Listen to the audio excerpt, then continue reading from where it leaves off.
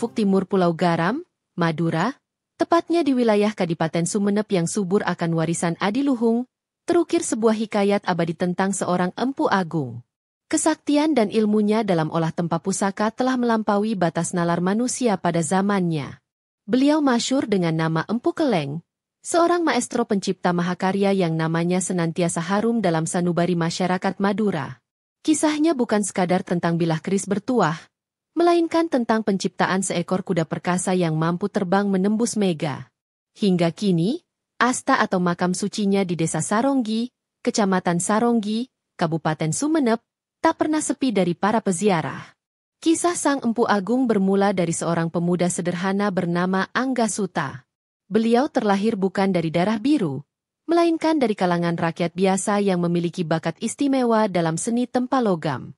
Beliau hidup pada masa pemerintahan Bindara Saud, yang setelah naik tahta bergelar Panembahan Somala Asirudin, penguasa agung Sumenep yang memerintah dalam kurun waktu antara tahun 1762 hingga 1806 Masehi. Bakat Anggasuta dalam mengolah besi merupakan anugerah yang telah diasahnya dengan ketekunan luar biasa, sebuah keahlian warisan dari para leluhurnya.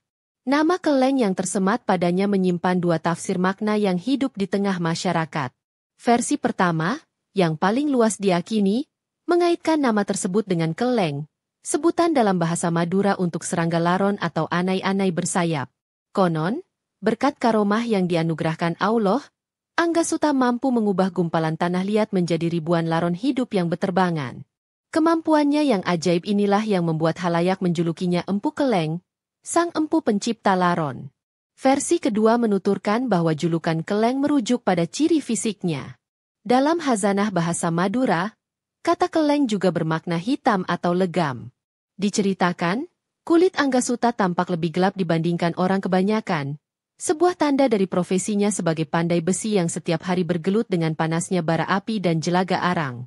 Warna kulitnya yang legam menjadi penanda khas, sehingga julukan Empu Keleng pun melekat erat sebagai identitasnya. Pada akhirnya, apapun asal-usulnya, nama Empu Keleng telah menjelma menjadi sebuah simbol keagungan. Nama itu melampaui sebutan bagi seorang individu. Ia menjadi lambang tingkatan ilmu dan kesaktian yang tiada tara. Nama lahirnya, Anggasuta, seakan memudar, tergantikan oleh sebuah nama besar yang syarat akan misteri, keajaiban, serta penghormatan yang mendalam dari rakyat dan penguasa.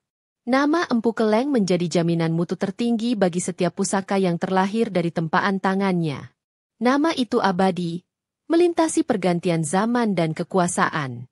Ketika orang menyebut nama Empu Keleng, yang terbayang bukanlah sosok pandai besi biasa, melainkan seorang seniman sakti mandraguna, seorang abdi keraton yang berbakti sepenuh hati, dan seorang waliullah yang dilimpahi karomah oleh Allah.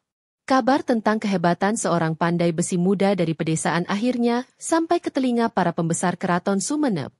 Berita dari mulut ke mulut tentang Anggasuta, yang mampu menciptakan bilah-bilah senjata dengan kualitas unggul, menggelitik rasa penasaran Panembahan Somala.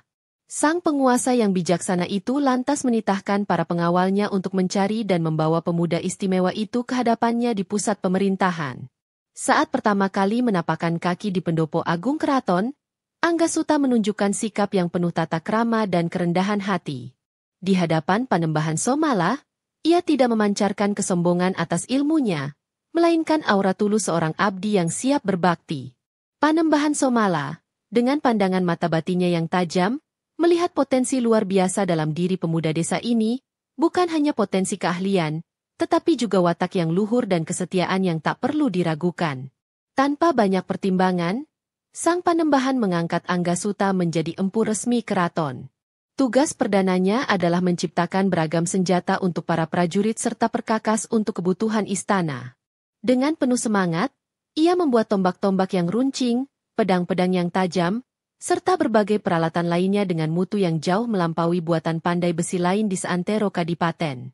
Setiap karya yang lahir dari tangannya tidak hanya kokoh dan fungsional, tetapi juga memancarkan keindahan seni yang memukau.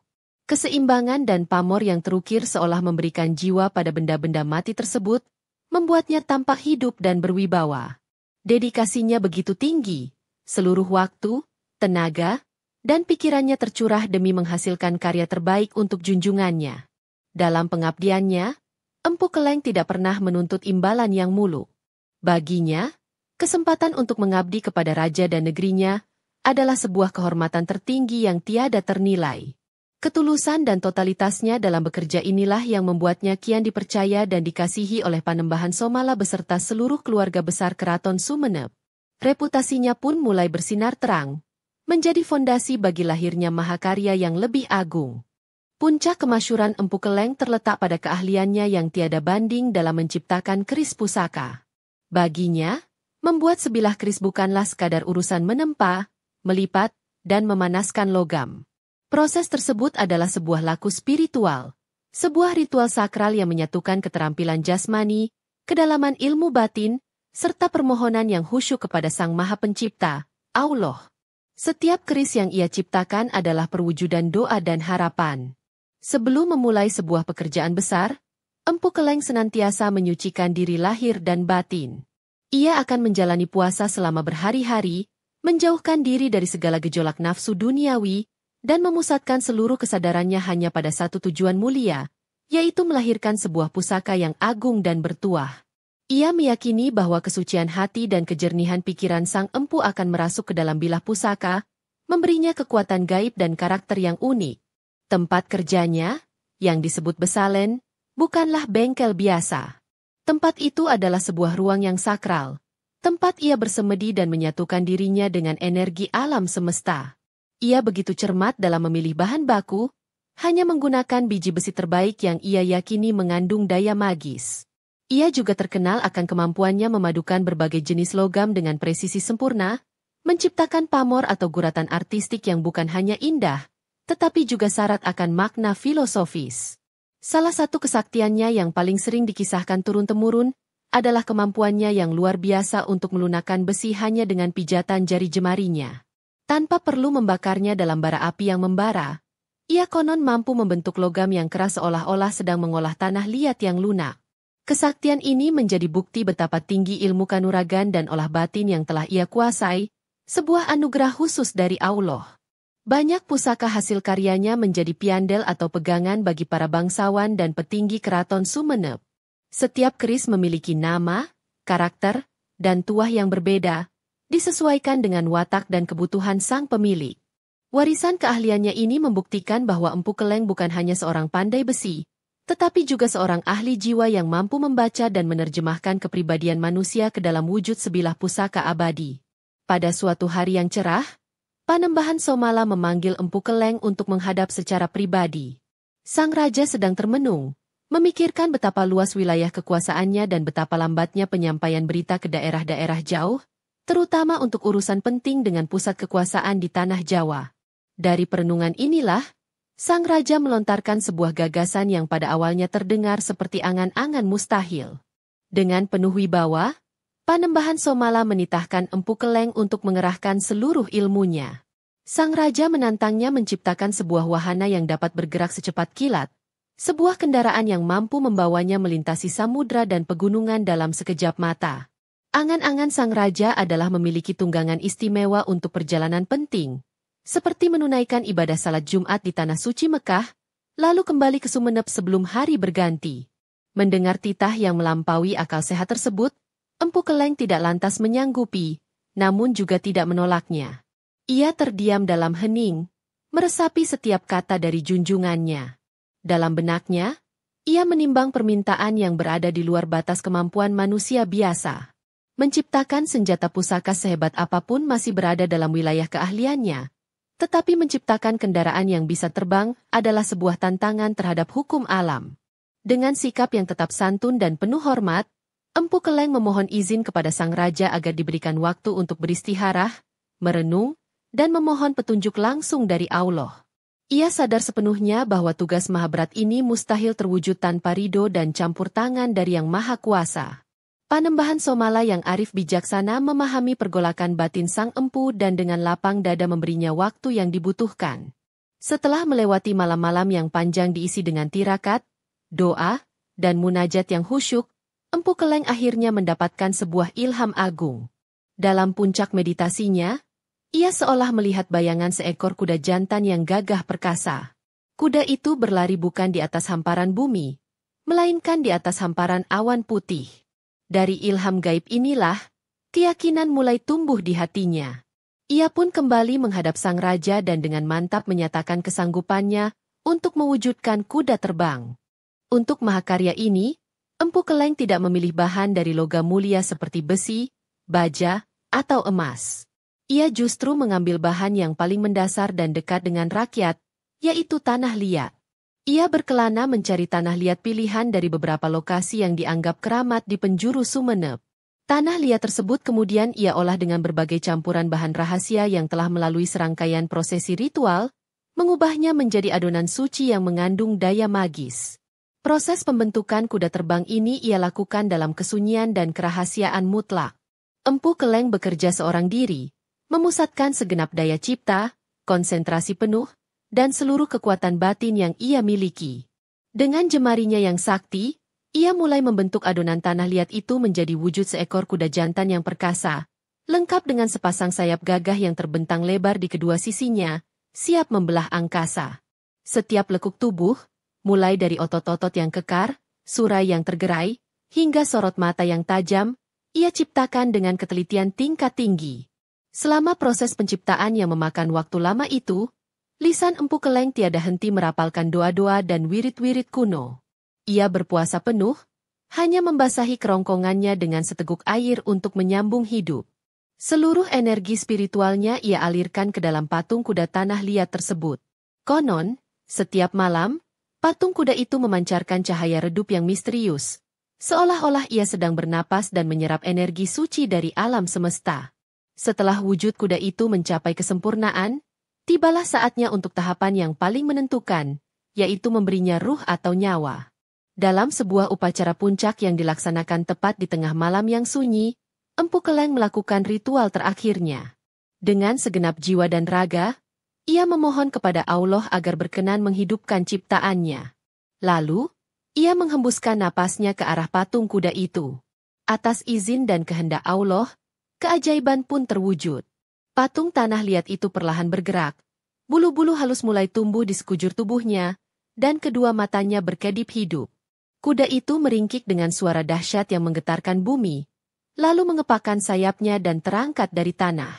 Mahakarya itu telah hidup, dan diberi nama Si Mega, karena kemampuannya berlari di antara mega-mega di angkasa. Kabar tentang rampungnya penciptaan kuda terbang Si Mega segera sampai ke telinga Panembahan Somala. Sang raja, diiringi para pangeran dan pejabat tinggi keraton, bergegas datang untuk menyaksikan sendiri keajaiban yang menjadi buah bibir itu. Pada mulanya, banyak yang memandang dengan keraguan, menganggapnya tak lebih dari sebuah patung kuda yang indah. Namun, semua keraguan itu sirna seketika saat mereka melihat Si Mega bergerak, bernapas, dan menatap layaknya kuda hidup.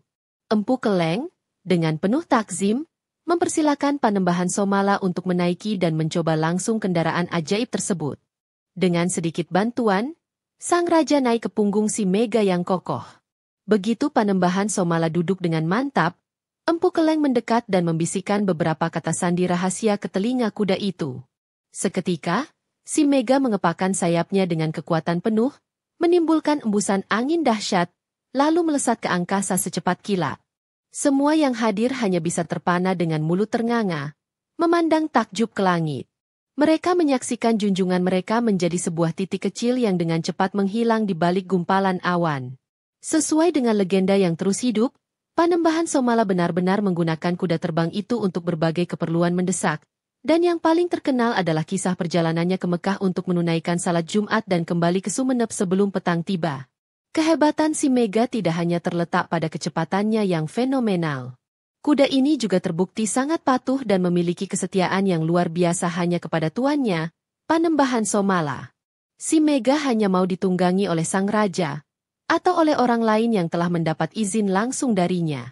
Kuda terbang ini menjadi simbol kekuasaan, kewibawaan, dan kebesaran keraton Sumenep di masa keemasannya. Keberadaan kuda terbang Si Mega menjadi sebuah rahasia agung yang dijaga dengan sangat ketat oleh pihak keraton. Wahana istimewa ini tidak pernah digunakan untuk memamerkan kekuatan, melainkan hanya untuk urusan kenegaraan yang sangat penting dan genting. Keberhasilan Empu Keleng menciptakan mahakarya ini mengangkat namanya ke puncak kemuliaan, menjadikannya seorang legenda yang tak akan pernah lekang dimakan zaman. Meskipun kuda terbang si Mega adalah mahakaryanya yang paling fenomenal dan dikenal luas, warisan keagungan Empu Keleng tidak berhenti di sana. Selama masa pengabdiannya yang panjang, ia tak henti-hentinya melahirkan berbagai keris pusaka yang tidak kalah sakti dan bertuah. Setiap bilah keris yang keluar dari besalan miliknya diakini memiliki daya linui dan tuah tersendiri, menjadi pusaka piandel yang diwariskan secara turun-temurun di kalangan keluarga besar Keraton Sumenep. Salah satu kerisnya yang termasyhur adalah keris Kanjeng Kiai Nenggala. Pusaka ini diakini memiliki kekuatan gaib untuk menolak segala macam bala bencana dan mendatangkan kemakmuran serta ketentraman bagi siapa saja yang memilikinya dengan benar. Selain itu, tentu masih banyak pusaka lain yang namanya mungkin tidak sepopuler si Mega, tetapi tetap menyimpan nilai sejarah dan spiritual yang amat tinggi bagi masyarakat Sumenep. Empu Keleng juga mewariskan ilmunya, meskipun tidak secara terbuka kepada sembarang orang.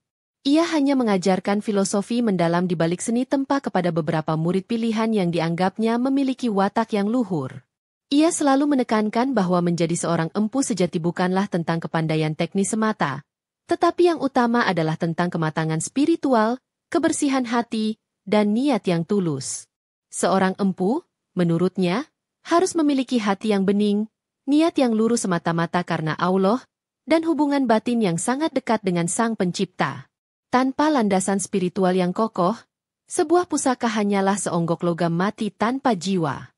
Inilah ajaran tertinggi yang ia tanamkan kepada para penerusnya, memastikan bahwa seni tempa pusaka tetap berada di jalan yang benar. Warisan tak benda yang ia tinggalkan adalah semangat kerja keras tanpa pamrih, dedikasi total dalam pengabdian, serta sifat rendah hati yang luar biasa. Kisahnya menjadi suri teladan bahwa dengan ketekunan, kesabaran, dan penyerahan diri sepenuhnya kepada kehendak yang maha kuasa, sebuah hal yang dianggap mustahil sekalipun dapat benar-benar terwujud menjadi kenyataan. Sebagaimana banyak tokoh sakti mandraguna dalam hikayat agung di Nusantara, akhir riwayat kehidupan Empu Keleng diselimuti oleh aura misteri. Tidak pernah diceritakan bahwa beliau wafat sebagaimana layaknya manusia biasa.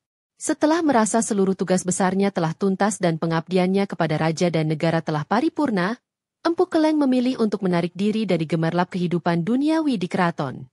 Dengan penuh hormat, ia memohon izin kepada Panembahan Somala untuk kembali ke padepokannya. Ia ingin menjalani sisa usianya dalam ketenangan, semata-mata untuk beribadah dan mendekatkan diri kepada Allah.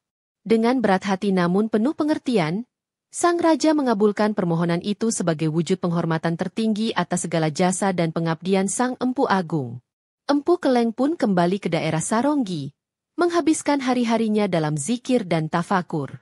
Menurut kepercayaan yang mengakar kuat di masyarakat setempat, Empu Keleng tidaklah wafat. Beliau mencapai tingkatan spiritual tertinggi dan mengalami moksa, yaitu lenyap secara gaib beserta jiwa dan raganya, kembali bersatu dengan Sang Pencipta. Hal yang sama juga diyakini terjadi pada kuda terbang si Mega. Sepeninggal Panembahan Somala, kuda ajaib itu konon terbang tinggi ke angkasa dan tidak pernah terlihat lagi, menyusul Sang Pencipta dan tuannya ke alam keabadian. Walaupun jasadnya telah tiada di alam dunia, petilasan atau makamnya yang dikenal sebagai Asta Empu Keleng di Saronggi tetap menjadi sebuah tempat yang disucikan dan dihormati. Hingga detik ini, banyak orang dari berbagai penjuru datang berziarah, memanjatkan doa, dan berharap mendapatkan berkah dari karomah Sang Empu legendaris. Tempat ini menjadi tugu pengingat abadi akan keberadaan sosoknya yang luar biasa. Nama Empu Keleng akan terus hidup selamanya dalam cerita tutur, babat, dan legenda yang diwariskan dari satu generasi ke generasi berikutnya. Kisahnya telah menjadi bagian yang tak terpisahkan dari jati diri dan kebanggaan masyarakat Sumenep. Ia adalah bukti nyata bahwa dari tangan seorang abdi yang tulus dan berilmu tinggi, dapat lahir sebuah karya agung yang mengharumkan nama Sumenep ke seluruh penjuru Nusantara dan dunia. Kisah legenda Empu Keleng mengajarkan kita bahwa keahlian yang mumpuni jika dipadukan dengan ketulusan hati, kesetiaan dalam pengabdian, dan kedekatan spiritual dengan Sang Pencipta, mampu menghasilkan karya-karya agung yang melampaui batas zaman. Legenda ini menjadi pengingat bahwa kebesaran sejati tidak diukur dari jabatan atau harta, melainkan dari warisan karya dan keteladanan yang bermanfaat bagi banyak orang dan mendapat ridho dari Allah. Demikianlah kisah ini diceritakan, semoga dapat menghibur dan menambah wawasan. Segala kebenaran detailnya, kita kembalikan kepada Allah, Tuhan pemilik kisah kehidupan.